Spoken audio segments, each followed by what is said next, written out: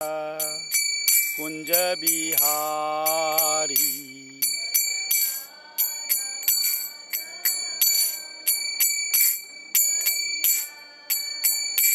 जय राधा माधव कुंज बिहारी।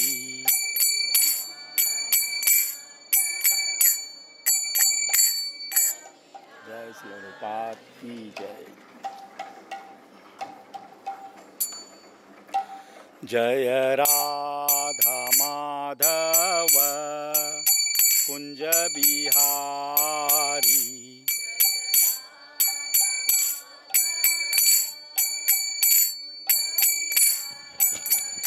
जय गोपी जन बल्लभ गिरिवरधारी।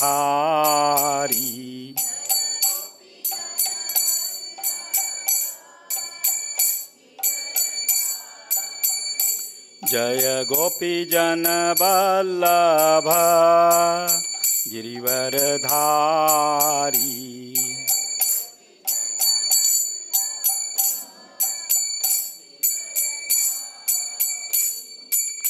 यशोदानंदन ब्रज जन रंजन।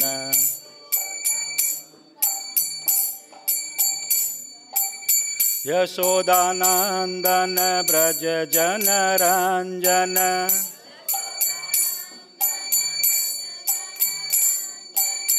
यशोदानंदन ब्रज जन रंजन।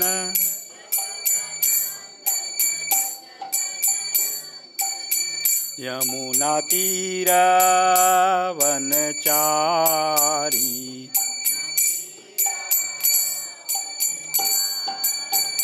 यमुना तीरा वनचारी।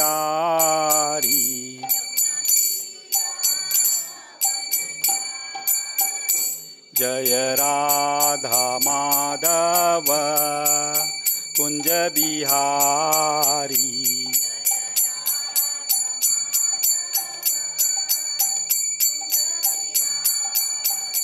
जय राधा माधव कुंज बिहारी।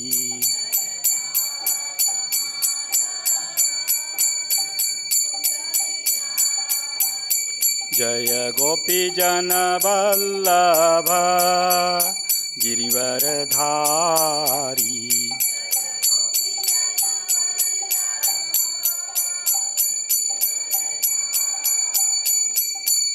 यशोदानंदन ब्रज जन रंजन।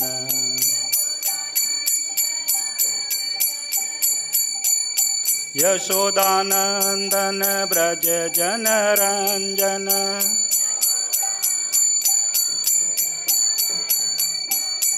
यमुना तीरा वनचारी।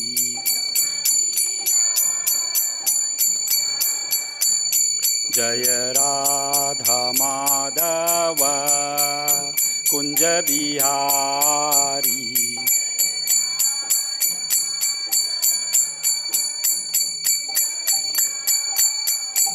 जय राधा माधव कुंज बिहारी।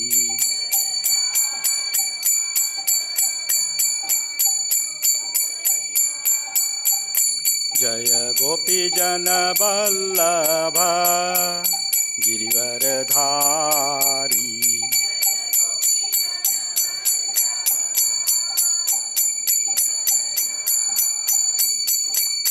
यशोदानंदन ब्रज जन रंजन।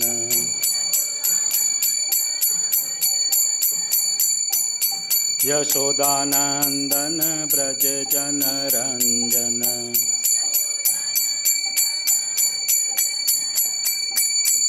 यमुना तीरा वनचारी।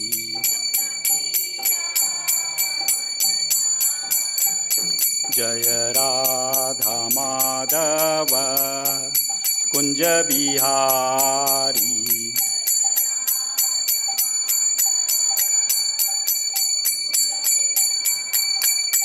हरे कृष्ण कृष्ण कृष्ण हरे हरे हरे राम राम राम हरे हरे।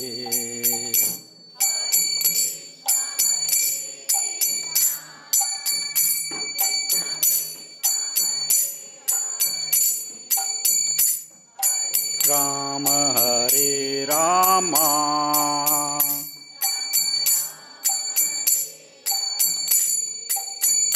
हरे कृष्ण कृष्ण कृष्ण हरे हरे हरे राम राम राम हरे हरे।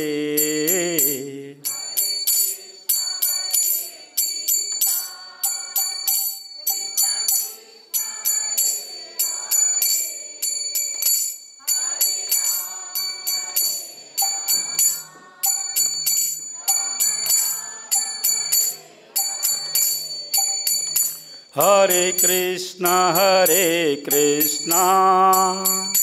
कृष्ण कृष्ण हरे हरे हरे राम राम राम हरे हरे।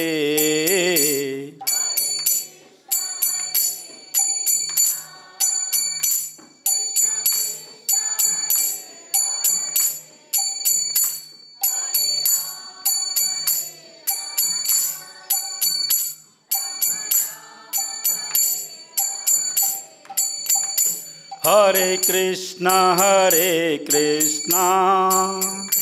कृष्ण कृष्ण हरे हरे हरे राम राम राम हरे हरे।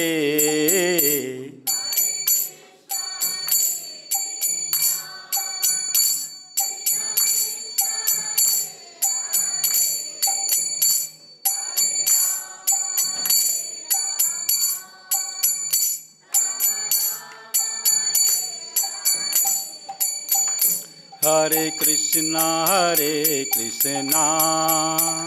कृष्ण कृष्ण हरे हरे हरे राम राम राम हरे हरे।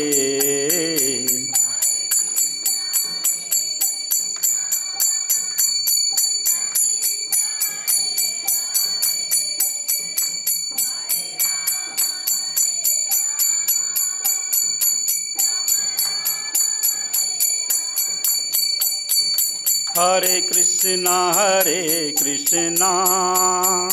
कृष्ण कृष्ण हरे हरे हरे राम राम राम हरे हरे।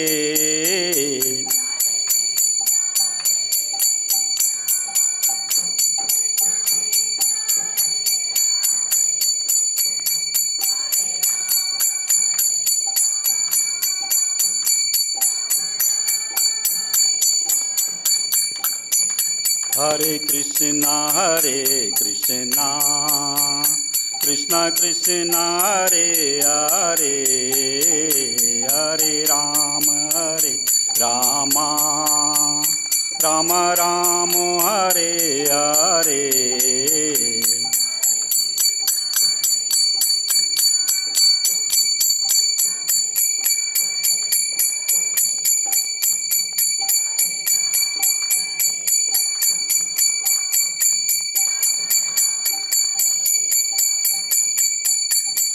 हरे कृष्ण कृष्ण कृष्ण हरे हरे हरे राम राम राम हरे हरे।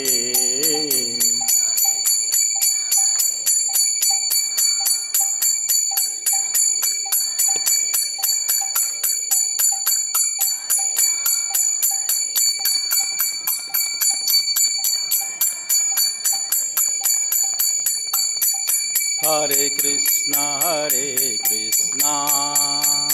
कृष्ण कृष्ण हरे हरे हरे राम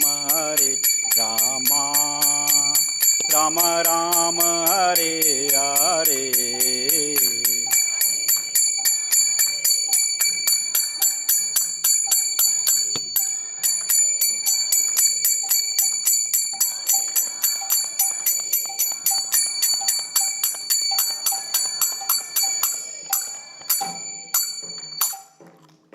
जय ओम विष्णुपाद परमहंस परिव्राजकाचार्य अष्टोत्तर श्री श्रीमद्भक्ति वेदांत स्वामी श्रील प्रभुपाद की जय।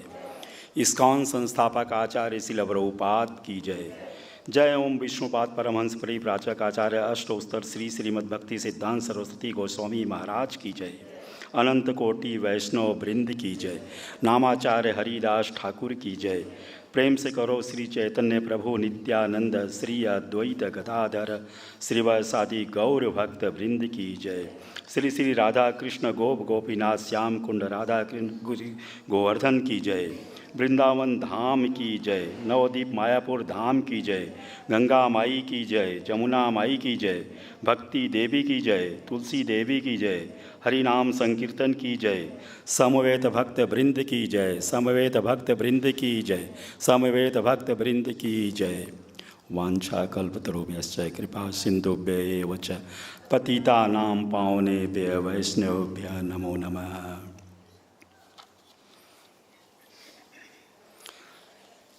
आज श्रीमद् भागवत का प्रारंभ करने से पहले मैं श्री श्री राधा श्याम सुंदर ललिता विशाखा कृष्ण बलराम गौर निताई से प्रार्थना करते हैं और आप सभी भक्तों से याचना करते हैं कि आप सब हमें आशीर्वाद दें कि हम लोग भगवान की लीलाओं के विषय में कुछ श्रवण कर सकें इस भागवत के माध्यम से।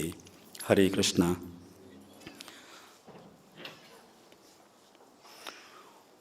ओम नमो भगवते वासुदेवाय।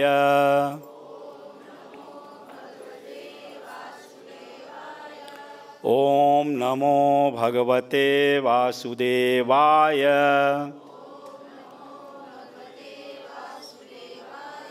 ओम नमो भगवते वासुदेवाय।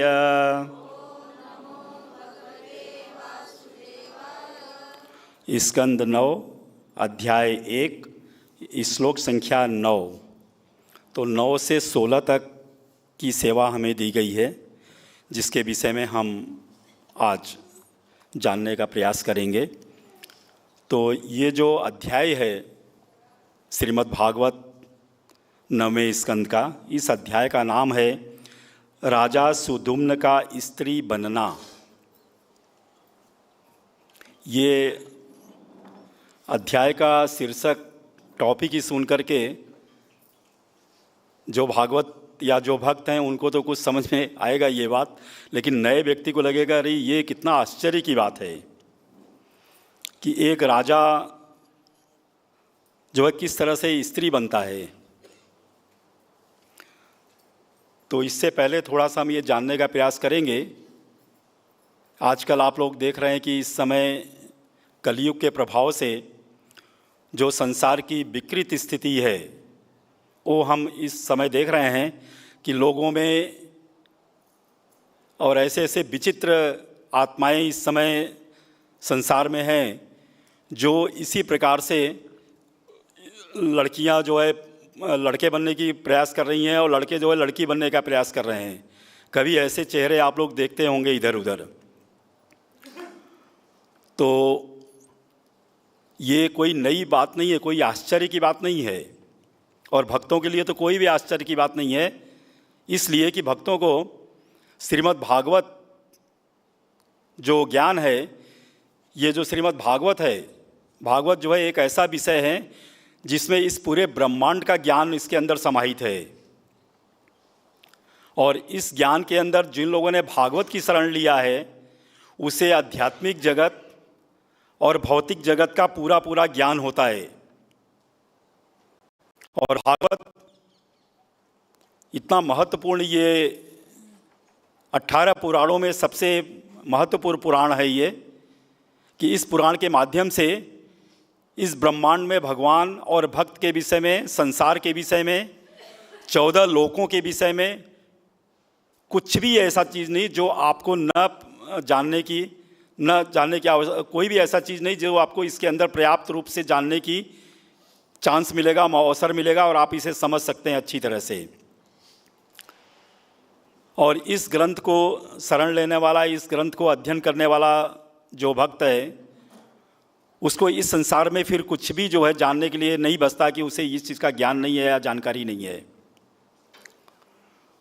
तो हम लोगों को श्रीमद् भागवत बहुत गहराई से, और ख़ास करके भक्तों को शिला प्रभुपाद जी ने जो भागवत दी है, भागवत बहुत सारे टीकाकार और रचनाकारों ने लिखा है, रचना की है, पर इसका जो गुह्य कंटेंट्स है, जो 24 कैरेट सोने की तरह है, उसको प्रभुपाद जी ने हम लोगों का इस समय के अनुसार जो है उतना ही भाग निकाल करके दिया है जिसका हमें आवश्यकता है, और उससे हम सारा ज्ञान जो है पर्याप्त रूप में समझ सकते हैं। तो जैसा कि इस अध्याय का शीर्षक है राजा सुदुम्न का स्त्री बनना, तो 9 से लेकर के 16 श्लोकों का अभी हम वर्णन करेंगे। इससे पहले आप लोगों ने 8वें श्लोक में जो पढ़ा है, तो 8वें श्लोक में श्री सुखदेव गोस्वामी यह बताएंगे कि भगवान एक एक करके अन्य विषयों को किस प्रकार, अन्य वस्तुओं को किस प्रकार उत्पन्न करते हैं। भगवान परम हैं और हम भगवान के अंश हैं। और इसका जो मूल श्लोक है वो है ईश्वर परम कृष्ण सच्चिदानंद विग्रह अनादिरादि गोविंद सर्व कारण कारणम।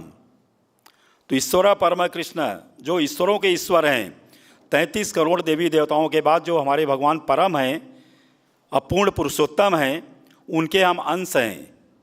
तो पूर्ण पुरुषोत्तम भगवान इस श्रीमद् भागवत के माध्यम से हमें ये बताना चाहते हैं कि ये 14 लोकों की रचना क्या है, इन 14 लोकों में जीव की उत्पत्ति कैसे हुई है और ये संसार कैसे बना है। जो संसार है, संसार शब्द जो है, संसार की उत्पत्ति शब्द से हुई है, शब्द से हुई है। और इस कलयुग के प्रभाव से हम लोग के अंदर इतनी क्षमता नहीं है हमारे दिमाग की कि हम लोग इन बातों को समझ सकें, लेकिन एक एक अक्षर, एक एक शब्द में पूरा ब्रह्मांड समाया हुआ है। श्रीमद् भगवद गीता के अनुसार भगवान स्वयं कहते हैं कि शब्दों में, अक्षरों में मैं ओम हूँ, यानी मैं हूँ ओम, यानी ओंकार। जो शब्द, जो लोग निराकार ब्रह्म को पूछते हैं वो ओम की शरण लेकर के और ओम के ऊपर ध्यान करते हैं। और तरह तरह के कई प्रकार के यज्ञ हैं अपने युग के अनुसार, लेकिन इस कलयुग का जो सबसे बड़ा महत्वपूर्ण यज्ञ है वो है उच्चारण यज्ञ, नाम उच्चारण यज्ञ। नाम उच्चारण यज्ञ मतलब हरे कृष्ण महामंत्र। और इस महामंत्र को अभी आप इस कथा में देखेंगे कि आज इस कलयुग के प्रभाव में हम लोग शब्दों का या अक्षर को या सेंटेंस, पूरे वाक्य को हम ठीक तरह से उच्चारण नहीं कर सकते हैं। और मंत्रों का सही उच्चारण न करने से उसका कैसे विपरीत प्रभाव होता है, कैसे उसका गलत असर पड़ता है और कैसे स्थिति तुरंत बदल जाती है, ये भी आप अभी इस कथा में पाएंगे। तो इसलिए प्रभुपाद जी ने, आचार्यों ने बहुत कृपा करके हमारे ऊपर यह बताने का प्रयत्न किया है कि हमें उस यज्ञ और मंत्रों की शरण में नहीं जाना है जिन मंत्रों का हम ठीक से उच्चारण भी न कर सकें। तो हमें बहुत सुंदर और सरल रूप में, और कहने में तो बहुत सरल है, बोलने में बहुत सरल है, लेकिन यदि इसके अर्थ को आप समझने का प्रयास करें तो शायद हमारे कई जन्म बीत सकते हैं। और इतने ही 16 अक्षरों का जो महामंत्र है हमारा, हरे कृष्ण कृष्ण कृष्ण हरे हरे, हरे राम राम राम हरे हरे, इन 16 अक्षरों में हम इसके अर्थ को नहीं समझ सकते। तो इसके अर्थ को समझने के लिए हमें ये श्रीमद् भागवत, चैतन्य चरितामृत, भगवत गीता, ये सारे ग्रंथों को प्रभुपाद जी ने दिया कि हमारा जो मति है, हमारा जो चिंतन है, वो इस महामंत्र में किसी भी तरह से जो है उसके अंदर समाहित हो और हमारा मन जो है, हमारी आत्मा जो है, हमारा शरीर जो है और हमारा जो ध्यान है वो इसमें एकाग्र हो। और ये मंत्र यही हरे कृष्ण कृष्ण कृष्ण हरे हरे, हरे राम राम राम हरे हरे। इस संसार की उत्पत्ति के विषय में मैं थोड़ा सा आपको संक्षेप में बताना चाहूँगा कि जब संसार में कुछ भी नहीं था, चारों तरफ सिर्फ जल और जल थे, तो उस समय इस जल में कुछ भी नहीं था, कोई भी जीव नहीं था और सिर्फ भगवान थे, अपूर्ण पुरुषोत्तम भगवान श्री कृष्ण, जो विष्णु स्वरूप में थे। और उन्होंने पहले जीव को संसार के अंदर प्रकट किया तो ब्रह्मा जी को। अब ब्रह्मा जी ने खाली 3 अक्षर, शब्द भी नहीं, 3 अक्षर, ओम तत्सत, ओम तत्सत, खाली 3 अक्षर से उन्होंने हजारों साल तक तपस्या की और तपस्या करके फिर भगवान ने उनको दर्शन दिया और दर्शन देने के बाद में इस संसार की उत्पत्ति के विषय में उनको जानकारी दी और वहाँ से फिर हम जीवों का प्राकट्य हुआ। और ये अभी इस कथा में आगे आप सुनेंगे। तो आप समझ सकते कि खाली एक ओम शब्द से ब्रह्म को, ब्रह्मांड को और भगवान को पाने की क्षमता एक योगी रखता है। उसी तरीके से इसी ज्ञान के आधार पर एक ज्ञानी भगवान को पाने की क्षमता रखता है, संसार को जानने की क्षमता रखता है। तो ज्ञानी, योगी और तीसरी श्रेणी है भक्तों की। तो प्रभुपाद जी ने सारे ग्रंथों में, सारे अपने भागवत के अंदर ये स्पष्ट बताया है, भगवत गीता के अंदर, कि ज्ञान और कर्म के माध्यम से, ध्यान के माध्यम से, योग के माध्यम से जो है जन्म जन्मांतर, आपने बहुत सी कथाएं सुनी होंगी कि कोई भी ऐसा व्यक्ति नहीं है जो भगवान को पूरी तरह से जानने में सक्षम हुआ हो, या जीव ऐसा कोई नहीं जो संसार के विषय में जान सका हो। लेकिन फिर भी प्रभुपाद जी कहते हैं कि भगवान की अहेतुकी यानी कॉजलेस मर्सी यदि हो तो एक भक्त को जिसने नाम उच्चारण का शरण लिया है, हरे कृष्ण महामंत्र का शरण लिया है, उस व्यक्ति को भगवान बहुत सहज उसके सामने अपना सब कुछ देने को तैयार हैं और उसके पास आने को तैयार हैं और इस संसार के सारे ज्ञान को देने को तैयार हैं। तो जितने ज्ञानी हैं उनको सबसे पहले ज्ञान के माध्यम से भगवान माया के द्वारा उसके ज्ञान को हर लेते हैं और उसके अंदर ये सीधा स्वच्छ और सरल ज्ञान आने नहीं देते हैं। इसके विपरीत आप इस संसार में देखेंगे कि जो व्यक्ति जितना विद्या विभूषित होता है, ज्ञानी होता है, जितना उसके पास गुण होते हैं, वो उसके अंदर उसके अहंकार सूक्ष्म रूप में चलता है और वो ज्ञान भगवान जो असली ज्ञान है उसको हर लेते हैं।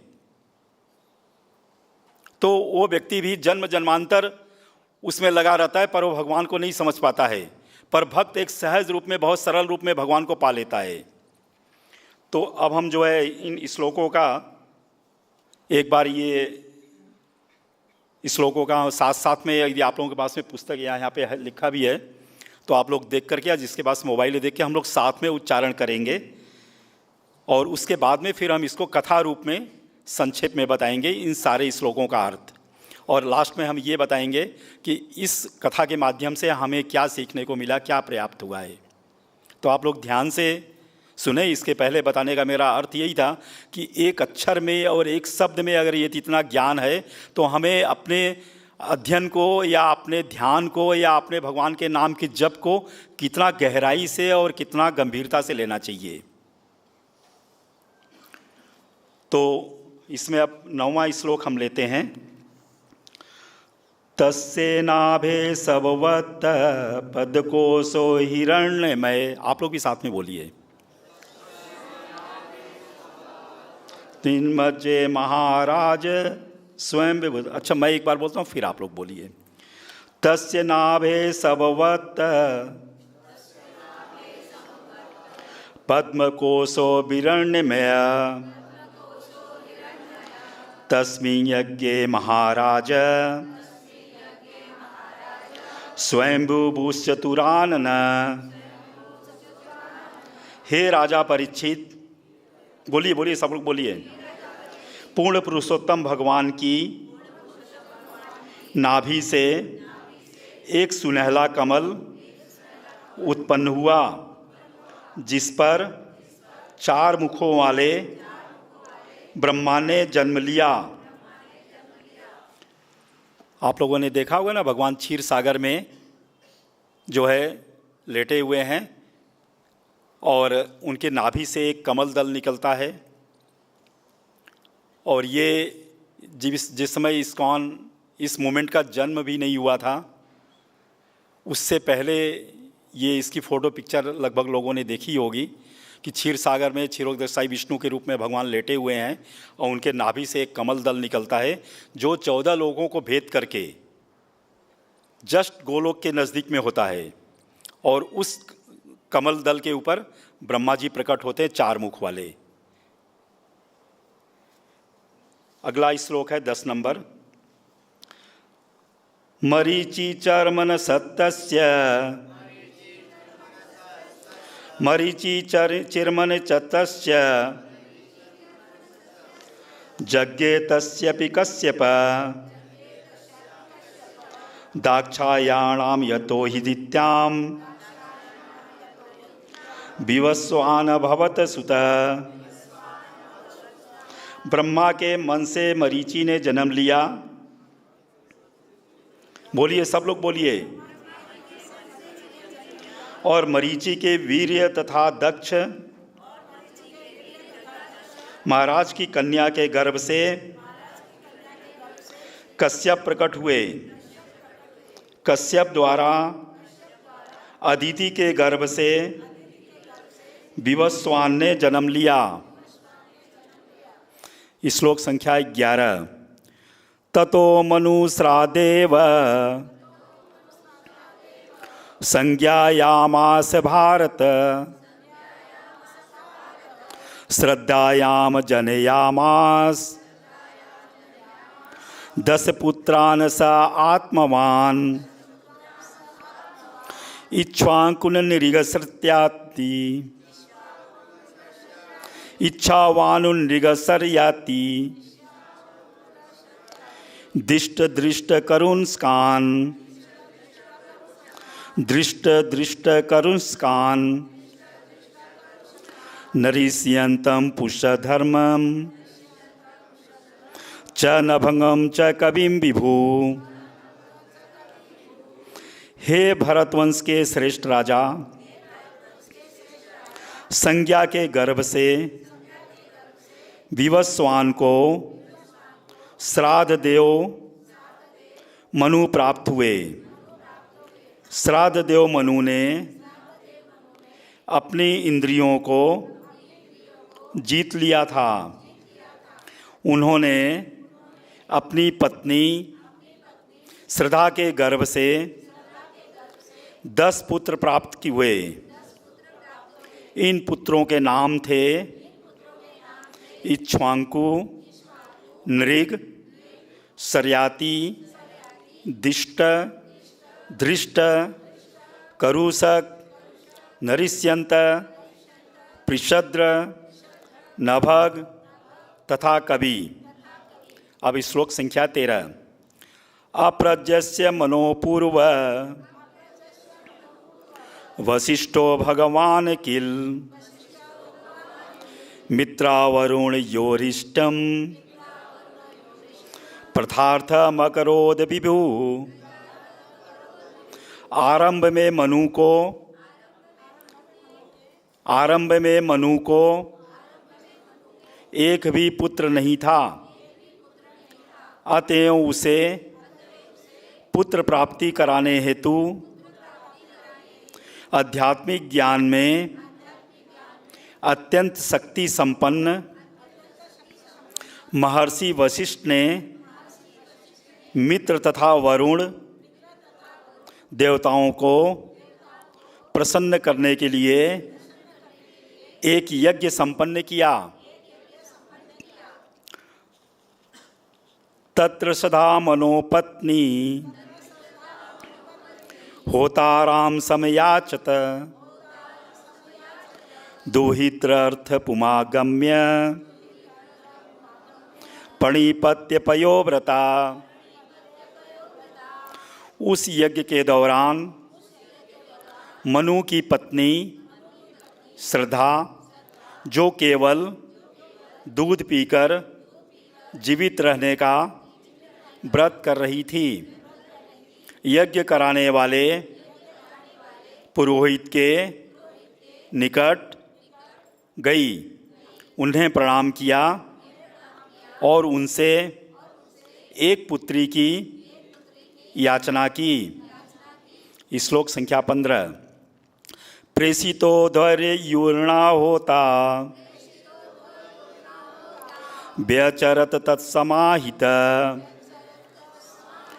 गृहीते हविषि वाचा वष्टकारम गृह्णद्विज। प्रधान पुरोहित द्वारा यह कहे जाने पर अब आहुति डालो।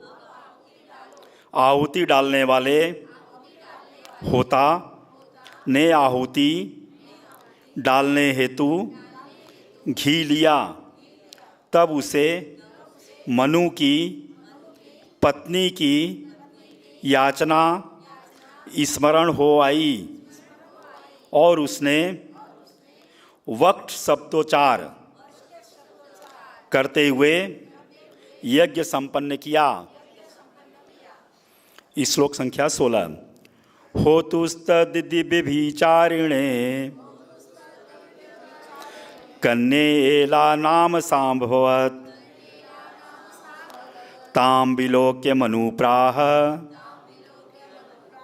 नातितुष्टमना गुरुम।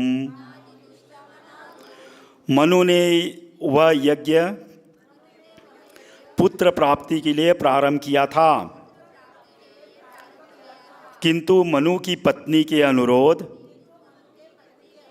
पर पुरोहित के विफत होने से इला नाम की एक कन्या उत्पन्न हुई।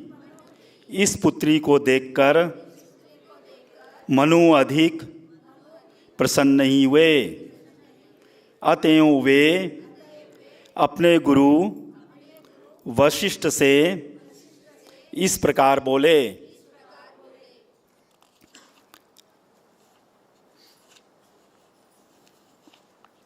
इसका तात्पर्य है, थोड़ा सा सुन लीजिए पहले। चूंकि मनु की संतान न थी, वे संतान के जन्म पर प्रसन्न हुए। यद्यपि वह कन्या थी और उन्होंने उसका नाम इला रखा, किंतु कुल मिलाकर वे पुत्र के स्थान पर पुत्री को पाकर अधिक संतुष्ट नहीं थे। चूंकि वे निसंतान थे, अतएव इला के जन्म पर प्रसन्न तो थे, लेकिन उनका हर्ष क्षणिक था।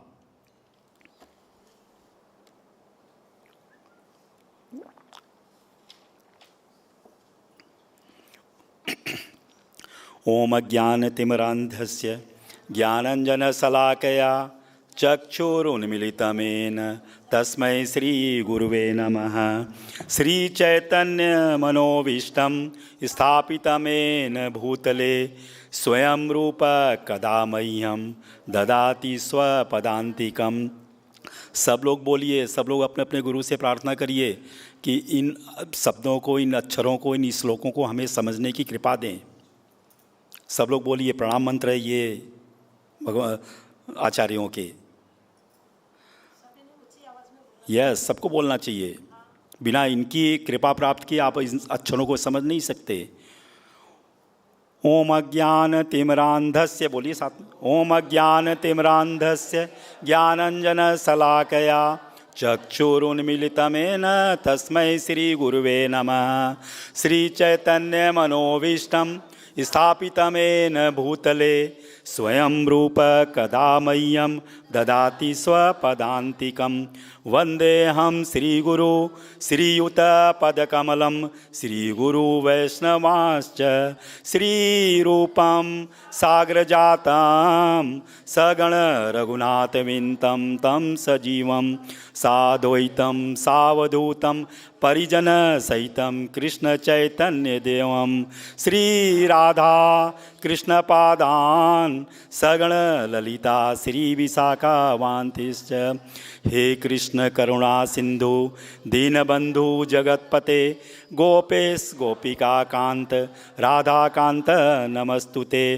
तप्त कांचन गौरांगी राधे वृंदावनेश्वरी वृषभानुसुते देवी प्रणमामि हरिप्रिये।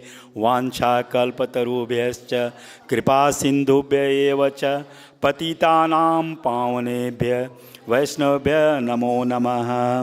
गुरुवे गौरचन्द्राय राधिकाय तदालये कृष्णाय कृष्णभक्ताय तद्भक्ताय नमो नमः।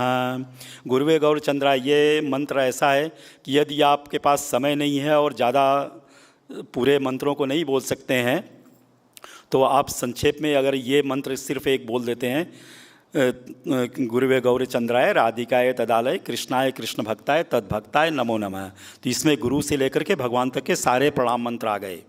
अब बिना किसी प्रणाम मंत्र को बोले हुए भगवान कोई भी सेवा एक्सेप्ट नहीं करते हैं।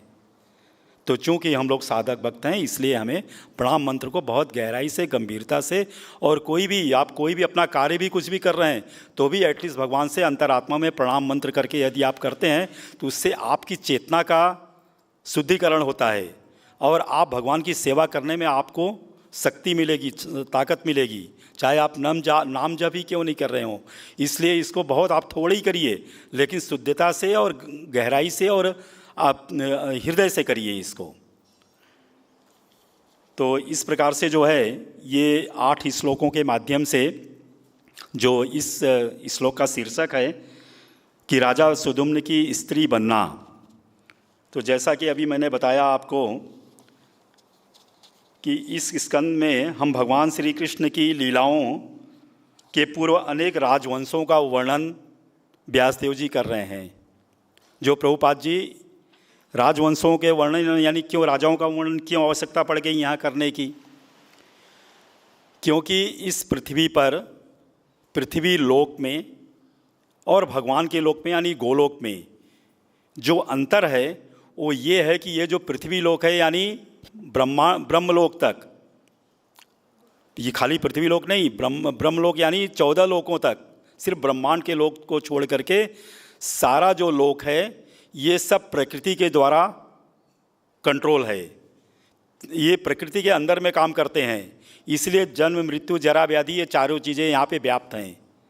आप सुनते हैं कि ब्रह्मा जी का भी जन्म है, उनकी भी आयु है, मृत्यु है, इसी तरह संसार में भी है, सब जगह है।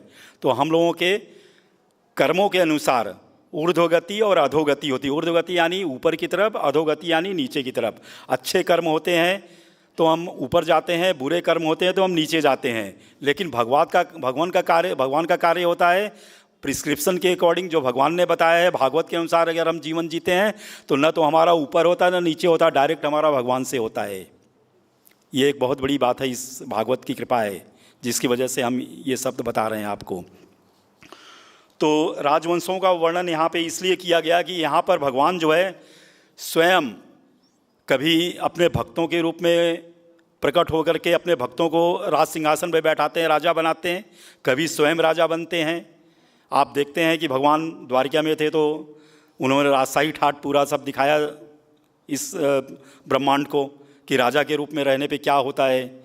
इसी तरह भगवान श्री रामचंद्र जी ने राज्य किया और भक्त के रूप में आप देखेंगे कि परीक्षित महाराज ने राज्य किया।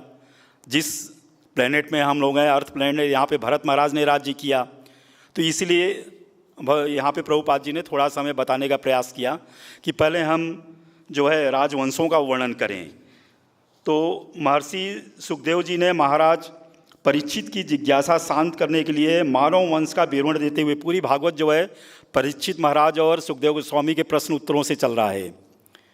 तो परीक्षित महाराज ने यहाँ पे प्रश्न किया सुखदेव गोस्वामी से, तो उसके जवाब में जो है प्रश्नों का जवाब देते हुए भगवान नारायण की नाभि से एक स्वर्णमय कमल कोष उत्पन्न हुआ।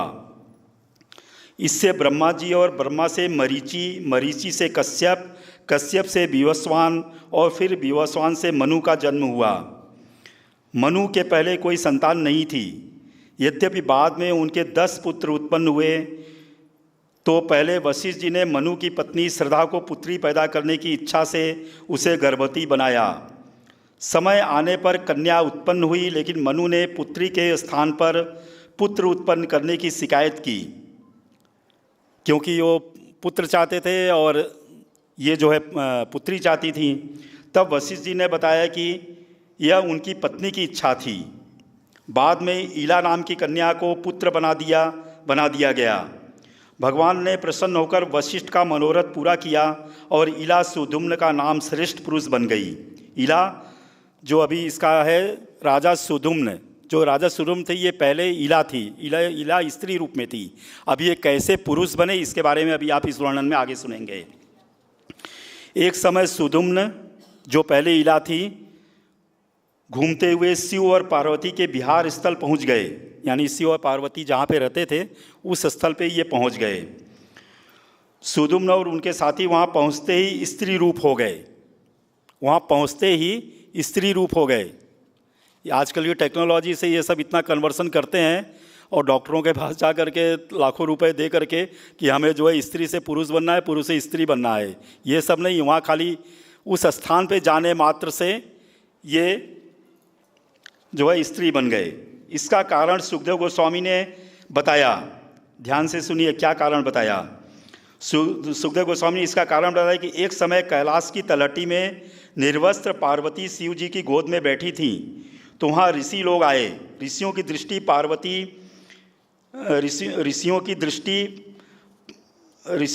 पार्वती पर और पार्वती की दृष्टि ऋषियों पर पड़ी।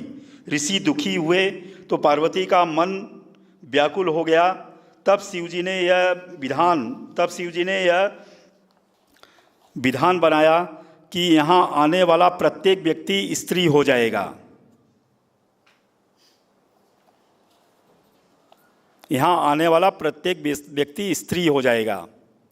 यहाँ पे एक छोटी सी मैं आपको कथा बता दूं कि इस ब्रज में खास करके ये चिंतामणि धाम है। जब पहली बार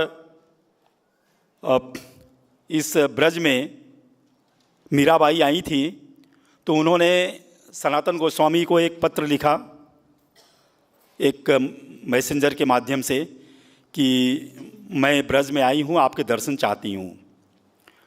तो सनातन गोस्वामी ने उनको जवाब में मैसेंजर से कहलवाया कि मैं किसी स्त्री से नहीं मिलता हूँ।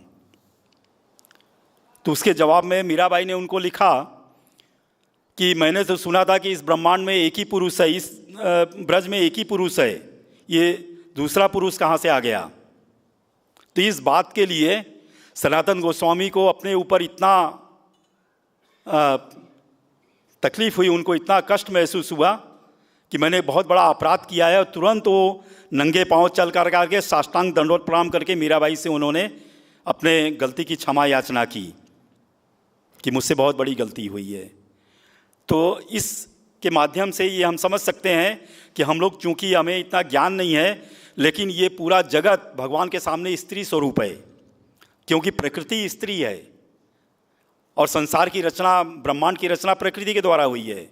तो प्रकृति चूँकि स्त्रीलिंग है, स्त्री स्वरूप है, इसलिए हम लोग भगवान के लिए स्त्री स्वरूप हैं। और यहाँ तो हमें सो कॉल्ड तथाकथित रूप में पति पत्नी और इस तरह से हम देखते हैं, लेकिन भगवान के और प्रकृति के सिद्धांत से आप समझेंगे तो हम लोग स्त्री स्वरूप हैं। तो वही चीज़ यहाँ पे बता रहे हैं कि व्यक्ति स्त्री हो जाएगा। सुधुम्न और उनके साथी स्त्री रूप में वहाँ रहने लगे।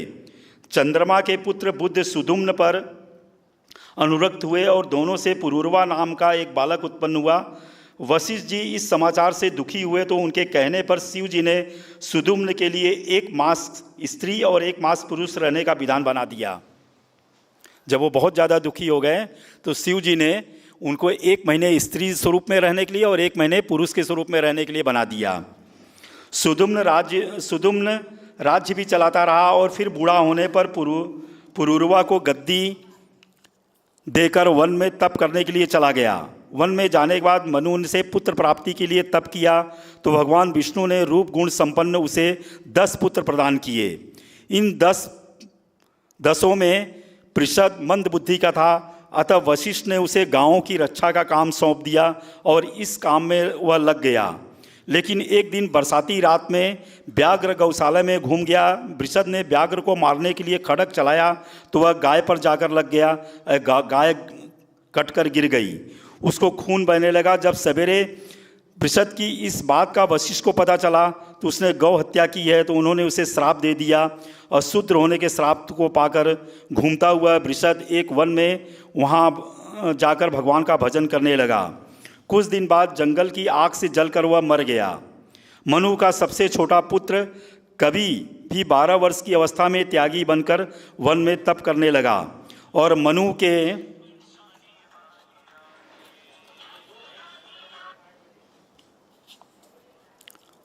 के नाम के जाकर वह तप करने लगा।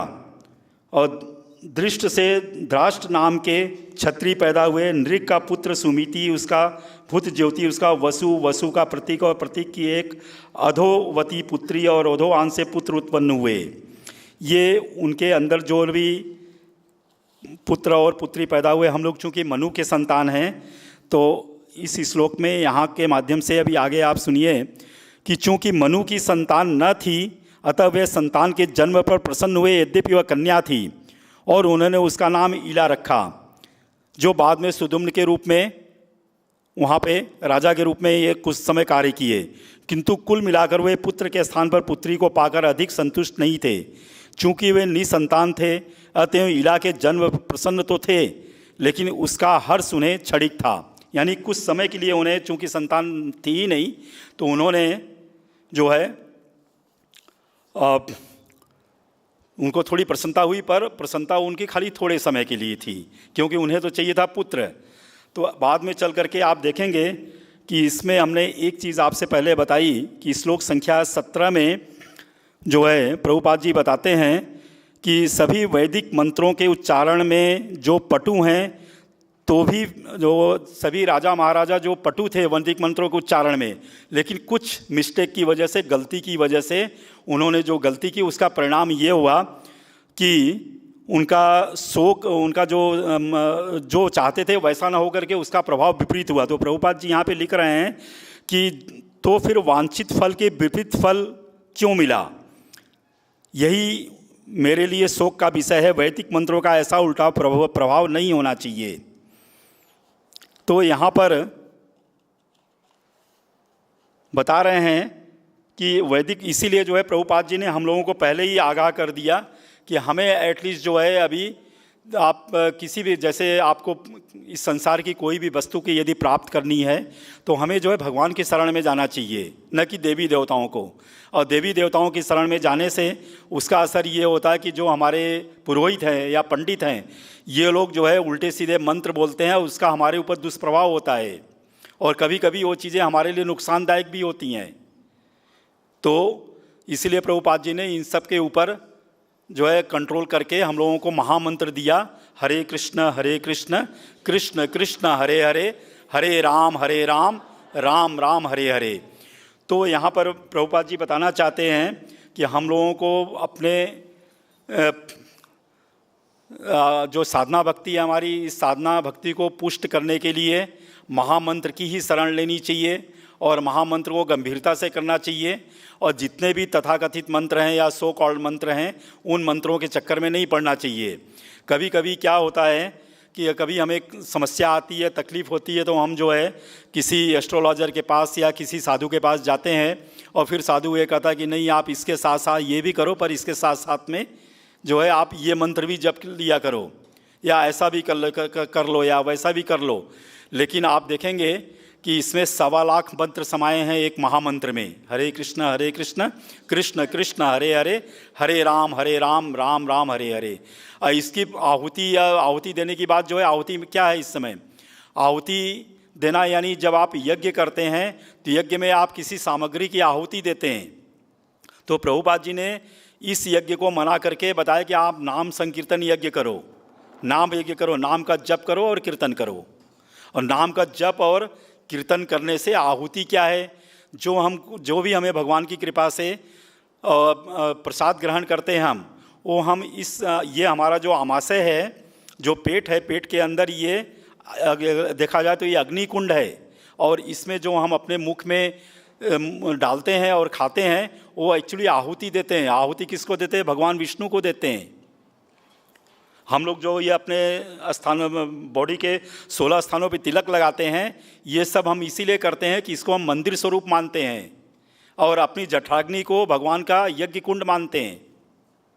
और जब से जीव पैदा होता है और अंत समय तक, चाहे वह जितने भी दिन, जितने भी साल, जितने भी समय इस संसार में रहता है, वो नित्य अपने जठराग्नि में आहुति देता है। बिना पोषण के कुछ हो नहीं सकता है।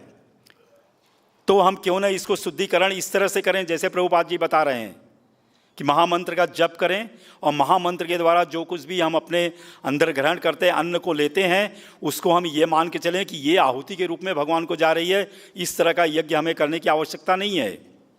तो आपका ये जो है, उससे आपके शरीर का भी, मन का भी, बुद्धि का भी, चेतना का भी विकास होगा और आपका आध्यात्मिक स्तर बढ़ेगा, जो इस कलयुग का प्रिस्क्राइब यज्ञ है।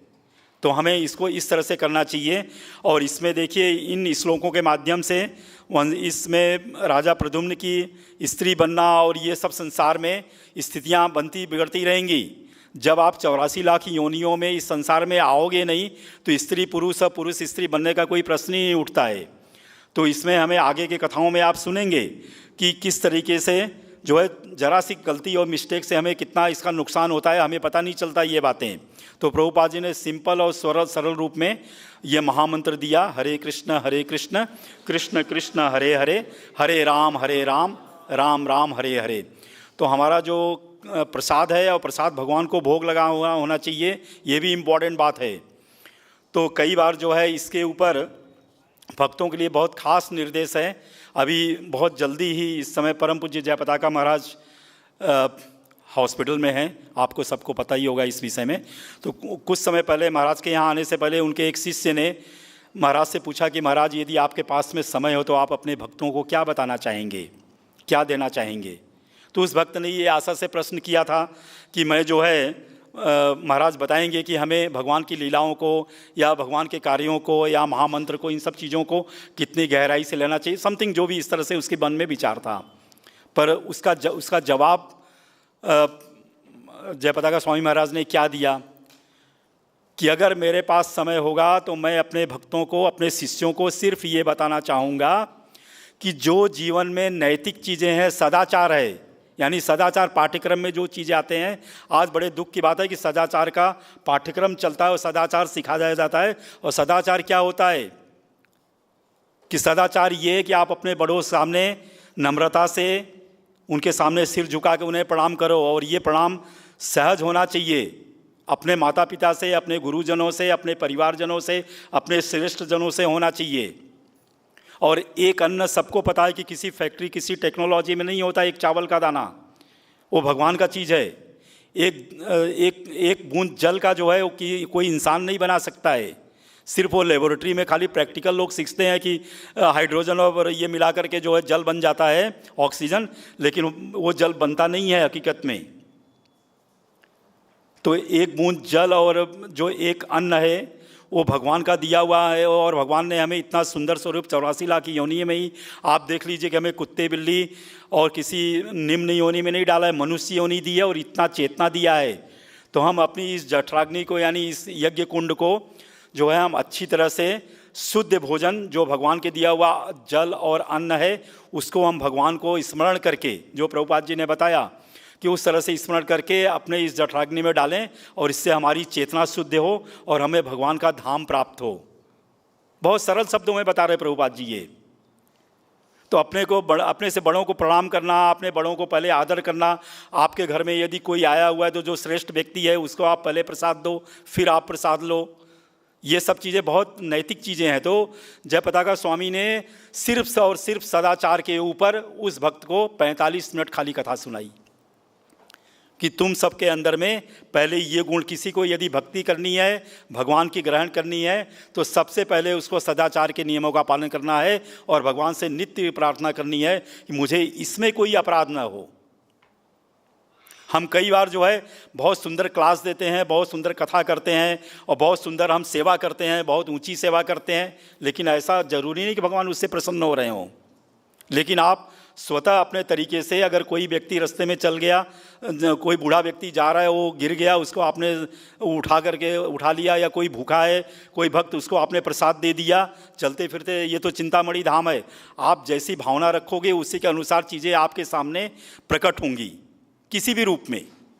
और सहज भगवान का स्वरूप मान करके यदि आप उसको उस भाव से, आपके अंदर वो सेवा भाव इस तरह से होनी चाहिए, इसमें कोई सिखाने पढ़ाने वाली चीज़ें नहीं है। भक्ति के लिए सबसे महत्वपूर्ण अंग है, चैतन्य महाप्रभु ने बहुत सुंदर तरीके से एक जो 3 नंबर श्लोक है, तृणादपि सुनीचेन तरोरपि सहिष्णुनाम अमानिना मान देना कीर्तनीय सदा हरि, इसका माला बना करके आप पहन लीजिए अपने गले में, और इसके चीज़ों को पहन करके आप स्मरण करते हुए कोई भी कार्य यदि आप भगवान की सेवा में करते हैं तो हर जगह आप यशस्वी होंगे और हर जगह आपको भगवान की कृपा का अनुभव होगा और आपका जीवन यशस्वी होगा, आपकी चेतना शुद्ध होगी। तो कई बार हम उन सब चीज़ों में जा कर के इस अवस्था में पहुंच जाते हैं कि इन चीज़ों को हम ध्यान ही नहीं देते और भूल जाते हैं। तो कभी छोटा भक्त, कभी कनिष्ठ भक्त, कभी नया भक्त हमारे आता तो हम चुपचाप उधर मुँह करके चले जाते, अरे कोई नहीं, ऐसा कभी नहीं होना चाहिए। भक्तों को तो अपने मन को इतना हल्का बना लो, इतना हल्का बना लो कि लकड़ी की नाव यदि पानी में डाल दो तो तैरेगी, और कोई लोहे की किसी चीज़ की वो डालोगे तो नहीं तैरेगी। हमारे अपने मन को हम लोग इतना बड़ा बोझ बना लिए हैं, उसको इतना हल्का बना लो कि वो कहीं पर भी पानी की तरह वो तैर जाए। जिस दिन अपने मन को उस नाव की तरह इतना हल्का बना लोगे, इस सारे लोगों को आप पार करके सीधा बैकुंठ चले जाओगे, भगवान के धाम। इस पूरे कथा का आशय यही है। तो हम इन्हीं शब्दों के साथ, समय हो गया, विराम देना चाहेंगे और आप सब भक्तों से हम आग्रह करेंगे कि हम सब इन विषयों पे ज़्यादा ध्यान दें, अपने आचरण को, अपने सदाचार को ध्यान करके, और प्रभुपाद जी ने जो हमें इतना मूल्यवान चीज़ दिया है इस सरल स्वरूप में, उसका हम जो है आश्रय लें और अपने जीवन को यशस्वी बनाएं। हरे कृष्णा।